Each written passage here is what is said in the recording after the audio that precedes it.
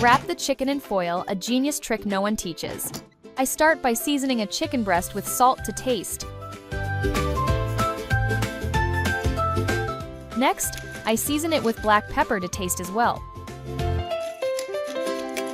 I finish with paprika to taste. I spread everything out really well. No rush. Tell me in the comments, have you ever made chicken like this?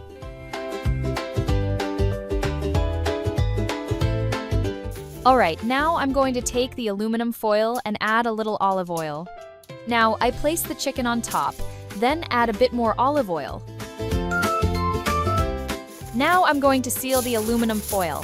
I'm sure this will become a favorite in your home. It's impossible to make it just once. Next, I place the chicken breast in the air fryer.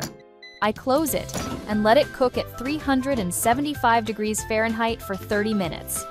When it's ready, I remove the aluminum foil and cut it into small pieces. And before I forget, tell me which city you're watching from so I can send you a special shout out. I'm really happy to know that you're enjoying my recipes. Now, in a pan, I add a little olive oil.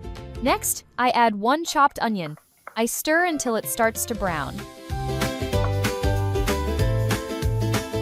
Then I add 1 chopped garlic clove. I mix again slowly. The flavor of this dish is simply unforgettable. Now, I add salt to taste and black pepper to taste. To enhance it, I add paprika to taste. With just a few ingredients and a little time, you'll prepare something amazing. Now, I add 2 tablespoons of soy sauce, 1 tablespoon of mustard, and I stir.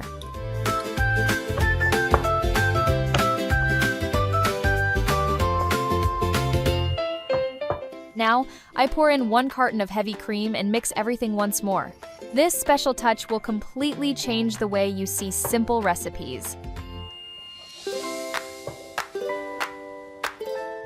Now, I add the chicken we cut earlier.